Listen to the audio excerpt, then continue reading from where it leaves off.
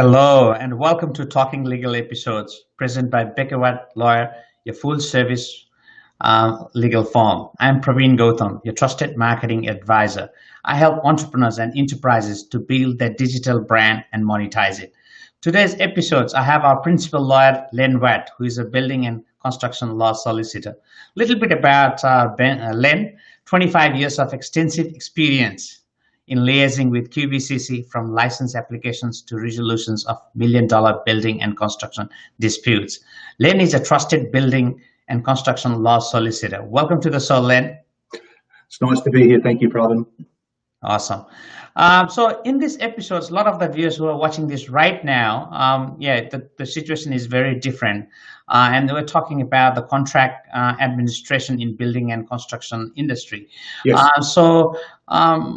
Interesting time during the COVID-19 and many individuals and business facing the contract issues, yeah? Yeah. Oh, yes, of course. It is difficult times, but I mean, it's a time where I think we need to be mindful of the relationships and the contractual relationships we have and to work within the confines of the contracts that we have appropriately. Right. So let's go a little bit deeper, Len, if that's okay. What is contract administration and what does it mean, obviously, in a very, very basic way, in a basic layman term? So if we talk about it in terms of the construction industry, it's the management of the contract between the builder or the principal and a subcontractor, and it's the management of the contract between the builder and the builder's client.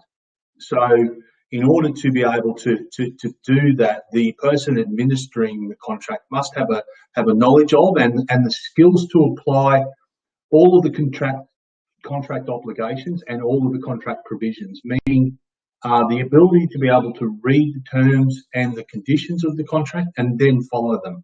So, for example, the right to claim an extension of time will be attached to a particular clause within the contract. Now, that clause will generally state that the claim can be made if the person making the claim does so within a stated time frame or when they reasonably became aware of the reason for their extension of time claim.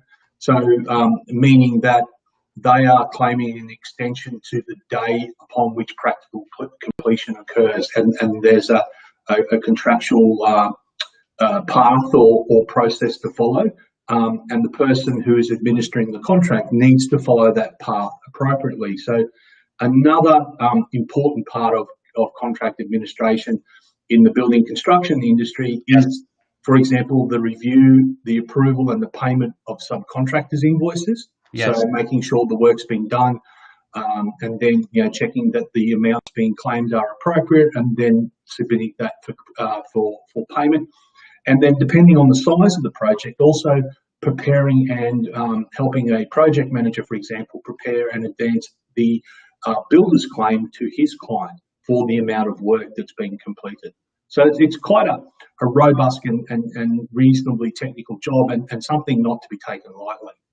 I would imagine that's what I was thinking. I mean, it's almost a sort of a 360, isn't it? Because you're looking from review to, Yes. the planning and then making implementations, making sure that they're checked thoroughly. So it's a pretty, full on. Yeah, most definitely. It's a very important part of a relationship between a builder and a client and the builder and his subcontractors, because the legislation in the various states requires that the builder has contracts with his subcontractors and that the builder has a contract with the owner. So he has to, administer his contract with his client, making sure that he claims things like extensions of time, things like variations appropriately, and he has to administer the contracts with his subcontractors. And in some cases, that means administering claims from the subcontractor for an extension or administering a claim from a subcontractor for a variation. So it's a full sort of, I suppose, circular. It's really encompasses the entire project. You bet. Now, just on that note, then, does it really matter? Surely it's just about completing a building project, so it matters, isn't it? What are you saying? Oh, it certainly does. It's what we're talking about here is the relationship between the parties. It's the relationship it's the formalisation of the relationship that underpins a construction project. So, you know, it's just as important as the construction of the project itself.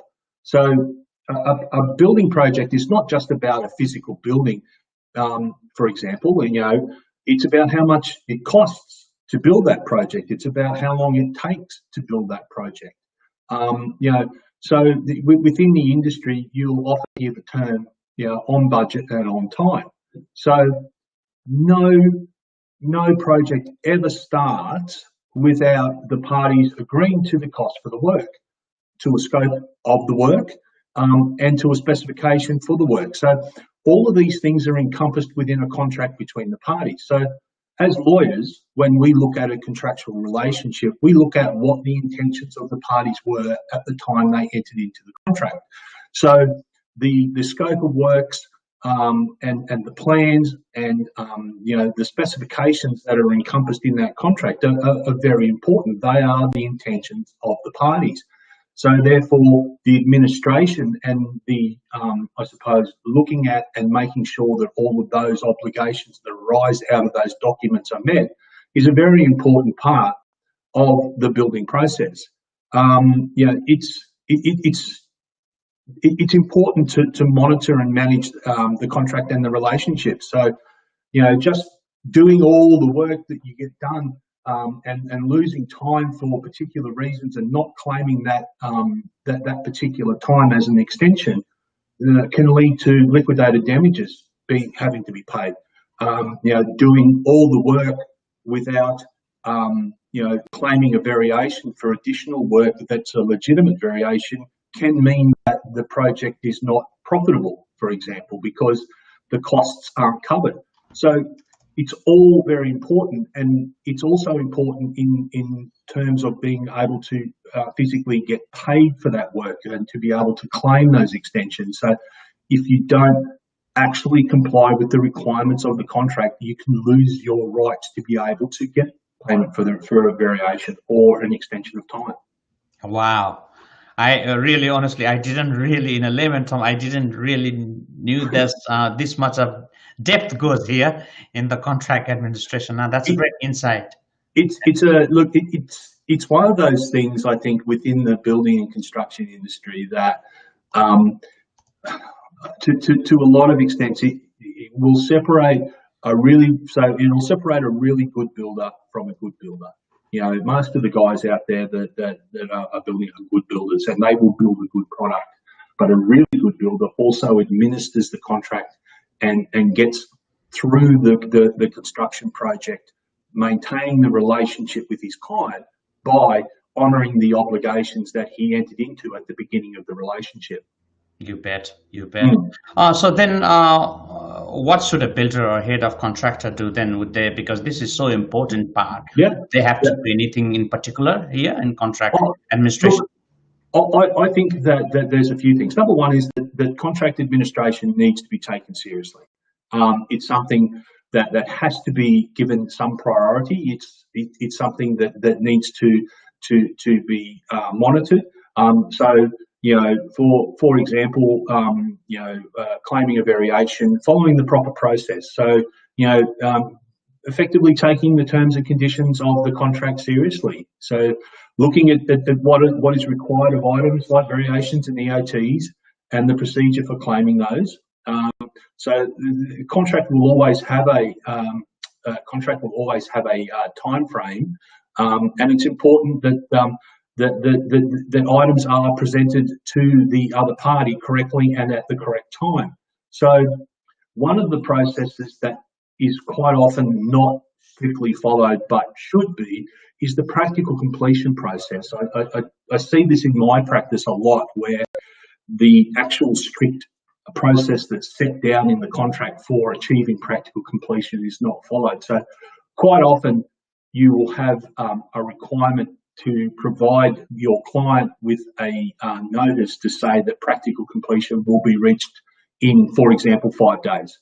Then the parties will meet, they will review the work, they will list you know, defects and attend to, you know, how they're going to work through those minor omissions and defects, and then present a final claim for payment.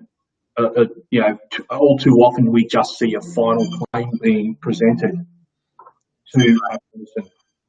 Right. I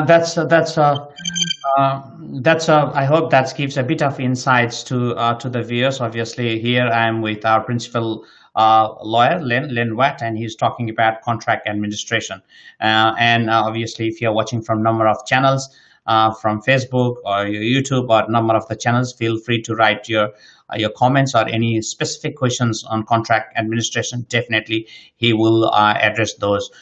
So again, getting back, Len, that was really good. I really liked, the insights and what you have just give to our viewers. Now, on that note, is there anything you want to add on a contract administration?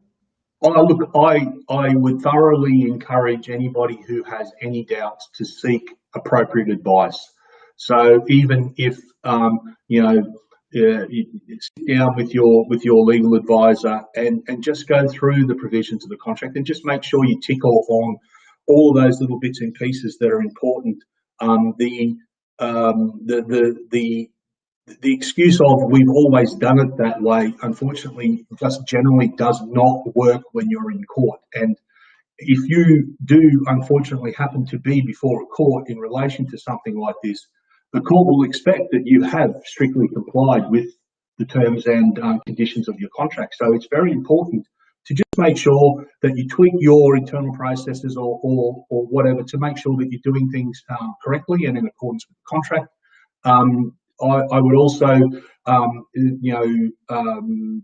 encourage builders to make sure that somebody within their team gets, some training in this area. I know that the the Housing Association and the Master Builders quite often offer training around this particular area, and also, in some cases, it may be advisable to talk to your lawyer or your legal consultant around having some assistance during the course of the project.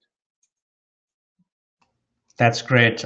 Thank you so much, Len. I really appreciate your time this afternoon, and I hope that gives a bit of insights to our viewers who are watching this right now about the contract administration, especially to the builders and head contractors.